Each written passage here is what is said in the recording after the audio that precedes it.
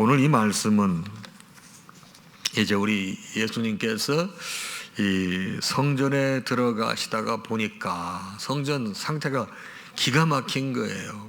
성전은 하나님께 예배하는 곳이고 또 하나님께 이 정성을 다해서 제사하는 곳인데 갔더니 완전히 시장판이 되어 있는 것입니다. 굉장히 예수님 마음이 아프셨습니다. 자, 그런데 예수님께서 이 성전에 들어가시기 전에 과정을 잠깐 볼 필요가 있습니다. 이제 예수님께서 당신이 십자가를 지셔야 될 날이 다가오심을 알고 계십니다. 그래서 이제 제자들에게 그 마을에 들어가서 그 매어 있는 나귀 새끼가 있을 텐데 그거를 가지고 오너라. 주인이 왜 가지고 가느냐 그러면 주께서 쓰시겠다라 이렇게 말을 합니다. 정말 그 일이 그대로 이루어졌습니다.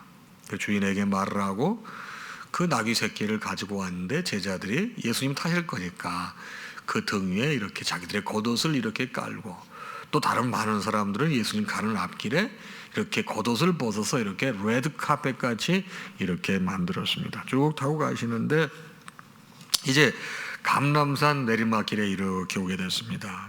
근데 정말 그 모습을 보는 제자들을 중심으로 해서 많은 백성과 무리들이 정말 그 지금까지 예수님께서 행하시고 가르치시고 했던 모든 것들이 다 생각이 나는 거예요. 그래서 큰 소리로 막 찬양합니다. 찬송하리로다 주의 이름으로 오시는 왕이여 하늘에는 평화요 가장 높은 곳에는 영광이로다 하면서 막 찬양을 하고 하나님께 영광을 돌리고 예수님께 영광을 돌리는 거예요. 여러분 그게 영 시답지 않게 보이는 사람들이 있었죠. 누구죠? 여러분 바리새인들입니다. 그러니까 바리새인들이 선생이요 거기는 제자들과 다른 모든 백성들은 왕이라고 부르는데 이 사람은 선생. 아주 이 호칭부터 이렇게 딱 한 자를 까는 거예요. 선생이요 좀 당신의 제자들을 좀 나무라 주십시오. 좀 야단쳐 주십시오. 왜 그렇죠? 너무 오버한다 이 말이에요. 왕도 아닌데 저렇게 하는 걸 좀 자제시켜 주십시오 그 얘기예요. 그때 예수님께서 말하시죠. 내가 너에게 말하니 만일 이 사람들이 침묵하면 돌들이 소리 지르리라. 이건 이미 예정되어 있다는 하나님께서 하나님의 아들 예수 그리스도 하나님 본체이시잖아요. 다시시잖아요. 그러니까 여러분 이 사람들이 안 해도 그러면 돌들이 소리를 질러서 찬양할 거라는 거예요. 아주 그냥 점잖게 딱 자르시는 말씀이죠. 계속 행진하십니다. 근데 예루살렘 성이 보여 예수님 눈물이 확 쏟아지시는 거야. 저 예루살렘이 도대체 어떤 도시냐. 저기 사는 사람들 그 주변에 사는 모든 사람들이 안타까운 거예요. 야, 너희가 정말 너에게 유익한 거 바로 평화라는 말이죠. 주님이 평화의 왕으로 오셨으니까 그 유익한 것을 너희가 알았더라면 정말 좋았을 텐데 이제 여러분 유대인들이 어떤 자세를 가지고 하는지 다 아시잖아요. 시간이 늦었다는 걸 아시는 거예요. 앞으로 이 많은 원수들이 많은 사람들을 몰고 와서 너희를 포위하고 사방에서 너희들을 치고 들어올 터인데 그렇게 되면 너와 내 자녀들이 다 바닥에 메어질 것이고 더 나아가 돌 위에 돌 하나 남김없이 다 없어질 것이다. 이유가 뭔 줄 아느냐? 바로 너희들을 직접 찾아오신 메시아 그 하나님을 너희들이 알아보지 못하고 그리고 또 맞아들이지도 않았어. 여러분 이 사람들이 예수님 십자가에 못 박으라고 그런 사람들 아닙니까? 예수님이 그걸 미리 말씀하시는 거예요. 그리고서 이제 성전에 들어가시는데 성전이 가관인 거야. 성전이 기가 막힌 거예요. 자, 여러분 왜 성전이 이렇게 가관이고 기가 막혔죠? 여러분 지금 예수님이 십자가를 지셨어요? 안 지셨어요? 아직 예수님 십자가 안 지셨어요.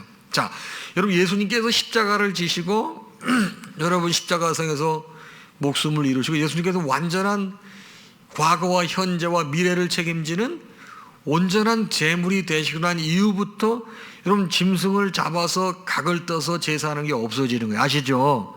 그 전까지는 어떻게 해요? 그 전까지는 여러분 짐승을 잡아서 제사를 드리는 거예요. 그러니까 여러분 많은 이스라엘 백성들이 예루살렘 성전에 여러분 그 당시에는 예루살렘 성전이 하나밖에 없어요. 전국에 있는 모든 사람들이 하나님께 제사 지내려면 예루살렘 성전으로 와야 되는 거예요. 그 먼 곳에 있는 사람들은 여러분 자기 재물을 집에서부터 가져와야 되는데 다 목숨이 있는 여러분 가축들이잖아요. 그런데 어떤 제물을 드려야 되면 흠없고 점없고 정결하고 깨끗한 걸 구별해서 드려야 되는데 먼 길을 오다 보면 여러분 얘네들이 다칠 수도 있고 아플 수도 있고 또 영양 상태가 안 좋을 수도 있고 이해가 되시죠? 그럼 그런 거 드리게 되면 여러분 이제 딱 드린다고 그럴 때 여러분 레위인들이 제사장들이 이게 제물로 합당한가 안 합당한가 거기서 판단하겠어요 안 하겠어요? 판단하는 거예요. 여기에 그러면 제물로 미달이야. 그러면 여러분 그냥 먼 곳에서부터 정성껏 준비해 온 그 제물이 불합격이기 때문에 그 주님께 제사를 못 지내는 거예요. 이해가 되시죠? 그래서 이런 불편함이 있었기 때문에 이 사람들이 예배자들을 편하게 해준다는 명목으로 이 사람들이 이렇게 제물로 될 만한 걸 다 이렇게 갖다 놓고 거기서 이렇게 파는 거야. 이 사람들도 좋잖아요. 안 돼. 매매하는 거야. 매매하는데 이게 뭐죠? 해보니까 이게 이 제사장들과 당시 종교 지도자들에게 복마전이라. 돈이 어마어마하게 오는 거예요. 자, 예를 들어서 집에서 데리고 오면은 여러분 100원 든다고 가정을 해봅시다. 100원. 오다가 사고 나면 여러분 100원이 문제가 아니야. 재물이 불합격하면 집에 가서 다시 가져와야 돼. 여기서 여러분 300원을 받아도 그게 수지 맞아요 안 맞아요? 100% 떨어질 테니까. 그러면 여러분 그 재물값이 300원 안 갑니다. 원가는 뭐 10원일지 20원일지 누가 알아요? 어마어마하게 돈을 버는 거예요. 그러니까 이게 싫은 거야. 예수님 가서 보시니까 이 인간들이 이 짓을 하고 있는 거예요. 이 짓을. 주님의 이름을 빙자해서 이 완전히 이 장사꾼들을 이 완전 장사처럼 만들어 놓은 거예요. 여러분 이 누가복음은 이렇게 나와 있지 않지만 다른 복음서에서는 어떻게 해서 이 좌대 상판을 다 뒤져 엎으시죠. 그리고 그냥 야단치시죠. 다른 복음서에는 그렇게 설명하고 있거든요. 그러면서 뭐라고 말씀하시죠? 내 집은 기도하는 집이 되리라. 우리 지금 이 시간은 사랑하는 성도들이 함께 모여서 교회에서 기도해야 되는 시간인데 이 코로나19 때문에 우리가 집에 아버지 집에 모여서 기도하지는 못하지만 어느 처소에 있지만 어디다 하더라도 이 시간을 기억하고 여러분이 지금 주님 앞에 서신 거예요. 이제 예배 마치고는 잠깐이라도 기도하시면서 그래 주님은 무소부지하신 분이기 때문에 어디에 계시든지 우리가 어디에 있든지 주님은 계시는 거야. 그 자리에서 기도하셔서 내 집은 기도하는 집이라 일컬으라고 하는 그 주님의 마음을 헤아리시고 주님과 잠깐이라도 여러분 이 교제하는 시간이 되기를 권면합니다. 그 이후에 주님께서 뭘 하셨죠? 너희들이 하나님의 이 성전은 만민이 기도하는 집인데 강도의 소굴로 만들었어. 그러시고 난 다음부터 주님께서 딱 그 성전에 서셔서 뭐를 하시죠? 가르치십니다. 내 대제사장들과 서기관들과 백성의 지도자들이 그를 죽이려고 꾀하되. 자, 여기에 여러 가지 해석이 있을 수 있어요. 예수님이 당신이 메시아다, 하나님의 아들이다 이런 걸 암시하셨잖아요. 그래서 신성모독으로 해서 그 사람들이 형식적으로는 이렇게 드러내서 여러분 예수님의 십자가에 둔 죄명이 뭐예요? 유대인의 왕이잖아요. 지금 반란군으로 보는 거야. 여러분 혁명가로. 여러분 지금 유대인의 왕은 여러분 누구예요? 여러분 저기 로마 황제가 왕이고 이건 분봉왕에서 총독에서 통치하고 있는데 여러분 이게 내란 수괴죄죠. 이 반란죄죠. 겉으로는 그렇게 하는 거예요. 그게 명분이에요. 그렇죠? 근데 실질적인 뭔 것 같습니까? 이 종교 지도자들의 기득권 여러분 불안감입니다. 지금까지 자기들이 다 누리고 권세 갖고 딱을 했는데 예수님이 오셔서 근본적으로 여러분 이 신앙 세계를 갖다 뒤집어 엎으시잖아요. 여러분 모든 문제가 큰 걸로 시작하는 것 같지만 작은 걸로 시작하는 사람들이 교활해서 작은 것을 미화시켜 그래서 명분을 만드는 거야. 그런 속마음은 그게 아니에요. 모든 인생이 다 그렇습니다. 우리의 신앙생활도 마찬가지예요. 큰 거에 넘어지는 게 아니에요. 조그만 거에 넘어지는. 여러분 저도 목회하면서 우리 성도들이 신앙생활에 이렇게 우여곡절이 있는 걸 이렇게 보게 됩니다. 여러분 이 목회자에게 좋은 말씀의 영향을 잘 받고 신앙생활을 잘했는데 어찌하다 보면 여러분 약간의 이 잘못된 오해 내지는 이런 걸 가지고 목회자에게 시험이 들고 수가 있습니다. 어떻게 목사님이 저럴 수가 있을까? 여러분 그러면 여러분 전반적으로 보게 되면 그것이 당신의 신앙에 여러분 전체 라이프에 영향을 줄 만한 내용은 아닌 거예요. 근데 그런 거에 시험이 들어가지고 어때요? 교회를 안 나오고 주님을 등지고 또 같이 신앙생활하는 형제 자매끼리 상처를 받아가지고 여러분 그걸 다 그르치는 거예요. 여러분 이 말씀도 여러분과 저에게 매우 중요한 의미를 주고 있습니다. 보세요. 이 사람들이 자기들의 기득권이 놓치는 게 싫은 거예요. 수입원이 없어지는 게 싫은 거예요. 그래서 겉으로는 반역자라고 하지만은 속으로는 이런 게 자기들 기득권이 전부 여러분 상실되는 게 두렵고 불편하고 싫은 것입니다. 그런데 죽이고 싶은데 못해. 왜? 지금 백성들이 누구를 지지하고 있어요? 예수님을 지지하고 있는 거예요. 그러니까 이 사람들은 머리를 쓰는 거야. 어떻게 해야 예수를 죽일까? 호시탐탐 그 명분과 여러분 그 걸리기만 해봐라. 그걸 찾는 중인 거죠. 계속 손을 못 보는 거예요. 어느 날 하루는 주님께서 성전에서 백성을 가르치며 복음을 전하시는데 진짜 막 속상하고 막 기분 나쁜데 예수님이 성전을 가르치는 게 막 기가 막히거든. 그러니까 당시에 제사장들, 서기관들, 장로들이 예수님께 와서 당신이 도대체 무슨 권위로 이런 일을 하는 이 권위를 준 사람이 누굽니까? 우리에게 말해 주십시오. 여러분 있을 수 있잖아요. 여러분 대제사장은 권위가 있잖아요. 그렇죠? 그 예배를 집전하고 제사를 집전하는 권위가 있잖아요. 근데 당신은 뭐, 이 사람은 여러분 목수예요. 목수예요. 무슨 권위로 하느냐는 거예요. 여러분 대단히 아주 크리티컬한 질문을 한 것입니다. 이게 오늘 말씀의 제목이 우리의 질문, 주님의 질문이거든요. 우리의 질문은 당신은 무슨 권위로 하나님의 말씀을 여기서 가르치나 묻습니다. 예수님께서 뭐라고 그러시죠? 그래? 그럼 나도 너희한테 하나 물어볼게.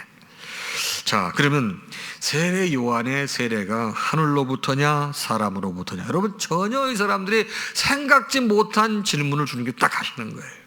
만약에 세례 요한의 세례가 하늘로부터 왔다고 하면 너희들 왜 안 믿어? 믿어야지. 이렇게 되는 거고, 사람들부터 왔다고 그러면 세례 요한이 누구예요? 굉장히 존경받는 선지자였거든요. 그럼 백성들이 이 사람을 내버려 두겠어요? 돌로 쳐 죽일 것 같으니까 딱 판세를 보니까 이거는 해서는 안 되겠거든. 그 한 발짝 싹 빼는 거예요. 그래서 7절에 보니 대답하되 어디로부터인지 알지 못하노라 그랬습니다. 이렇게 우리는 어디서 왔든지 세례 요한의 세례가 하늘로부터인지 사람으로부터 온 건지 알지 못합니다 그랬더니 예수님께서 그러면 나도 무슨 권위로 이런 일을 하는지 너에게 말하지 않겠다 이렇게 말씀하신 것입니다. 여러분 사람의 질문은 대개 그렇습니다. 생산적이거나 신앙적이거나 여러분 그런 것보다는 그렇지 않은 쪽으로 출발하는 경우가 많습니다. 질문을 좋은 질문, 날카로운 질문 하는데 뭐가 좋은 질문으로 보는 줄 아십니까? 세상에서는 대답하는 자가 대답을 잘 못하게 만드는 게 좋은 질문인 거예요. 좋은 답을 나오게 하는 건 좋은 질문을 보지 않아요. 세상에서는. 똑똑한 학생은 어떤 학생인 줄 아십니까? 교수님이 대답을 못하게 만드는 학생이 똑똑한 학생이에요. 이해가 되십니까? 세상의 기준이 그렇다 이 말이에요. 여러분 교수님이라고 그래서 교수라고 그래서 다 아는 게 아니에요. 알 수가 없어요. 교수도 끝없이 연구하는 거거든요. 근데 이 사람들은 아주 꼬투리만 잡으려고 그러는 거예요. 꼬투리만 잡으려고. 우리가 신앙생활할 때 이런 부분도 중요합니다. 내가 신앙생활할 때 내가 하나님 앞에 나아가는 예배자로서 내가 하나님께 감사하는 마음을 가지고 나에게 베푸신 주의 은혜를 사모하는 자세로 신앙생활할 것인가? 아니면 신앙 공동체에 가서 꼬투리, 여러분 그런 성향을 가진 사람들이 없잖아 있거든요. 문제가 뭔가, 잘못된 게 뭔가, 지적할 만한 게 뭐가, 이런 것만 보는 분들이 더러 계세요.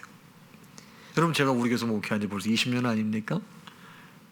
근데 어떤 분들은 긍정적이고 또 적극적이고 할 수 있는 게 모으는 막 이런 하는데, 어떤 분들은 그렇지 않은 분들이 있어요. 다 하나님께서 그분들도 다 필요에 맞게 만드셨지만은, 오늘 우리가 말씀을 통해서 좀 생각해 봐야 될 게 뭐냐, 우리의 질문과 주님의 질문이에요. 여러분, 주님께서는 이 성전을 만민이 기도하는 집이라고 그랬는데, 이 사람들은 여러분 장사하는 바로 강도의 소굴로 만들었어요. 여러분, 여기 하나님의 집, 하나님의 성전입니다. 우리는 어떤 목적을 가지고 하나님의 교회에 나옵니까? 여러분, 기도는 하나님과 대화하는 것입니다. 하나님과 관계를 회복하고 하나님과 관계를 돈독하게 하고 나를 향하신 주님의 사랑을 깨닫고 말씀으로 위로받고 도전받고 또 새로운 힘을 얻는 것이 예배입니다. 하나님의 교회에 나오는 목적인 거예요. 그런데 어떤 사람들은 교회가 그런 걸 머리로 알아요. 삶으로 그렇게 살지를 못해요.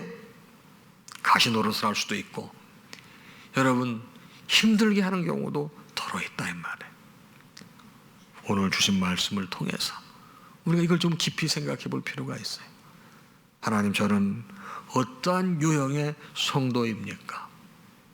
하나님의 성전은 반드시 만민이 기도하는 집, 주님과 대화하는, 주님의 음성을 듣는, 말씀을 듣는, 말씀을 가르치는 받는 곳인데, 나는 하나님의 교회에 가서 무엇을 하는가? 나는 무엇을 하는가? 여러분, 유대인들이 하나님 말씀에 정통한 사람들입니다. 모세오경을 달달 아는 사람들이에요. 여러분, 구약 성경의 선지자들을 통해서 메시아가 온다고 예언을 했고 메시아가 왔습니다. 그럼에도 불구하고 이 사람들은 자기들이 아는 지식을 넘어서지를 못해요. 지식에 매이면 지식에 여러분 그 뒤를 보지 못하는 거예요.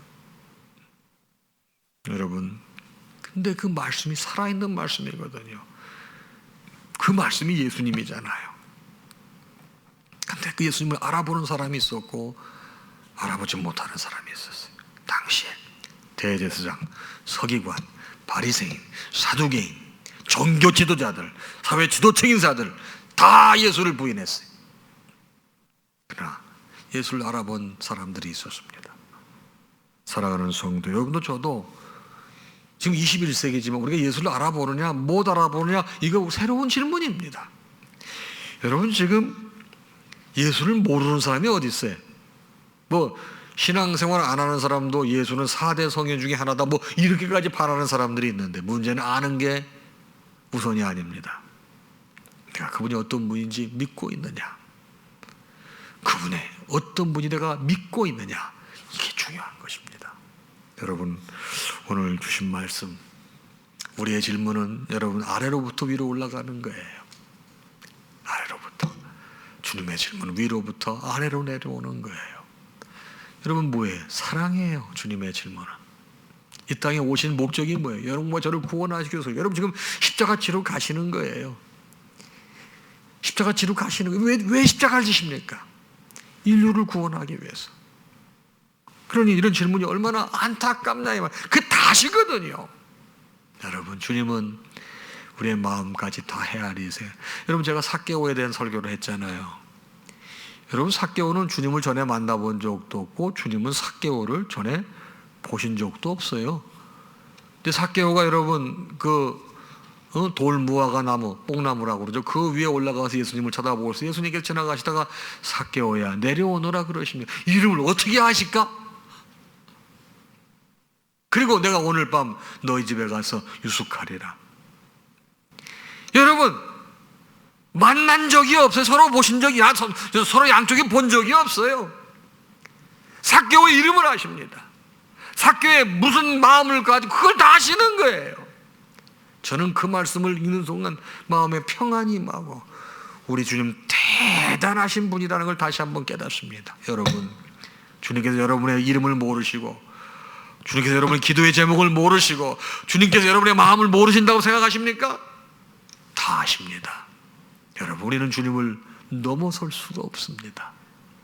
여러분, 그 위대하신 전지전능하신 주님이 여러분과의 형편과 저주리 마음을 다 아는데 우리가 그분을 여러분 아무 저항 없이 믿어도 되지 않을까요? 그분의 사랑을 전적으로 신뢰해도 되지 않을까요? 여러분, 거기에서 믿음은 여러분 새로운 동력이 생기는 거예요.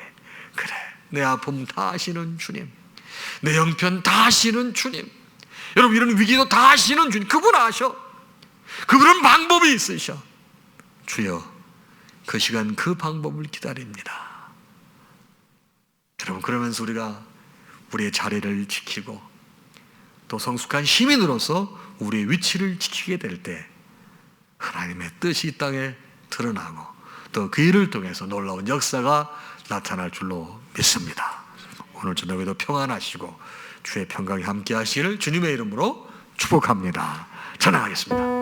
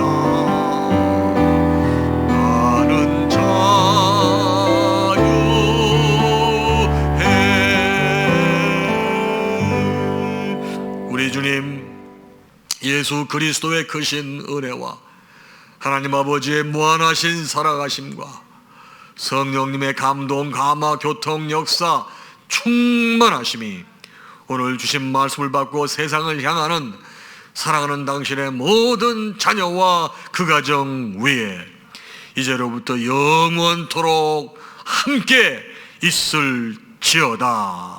아멘.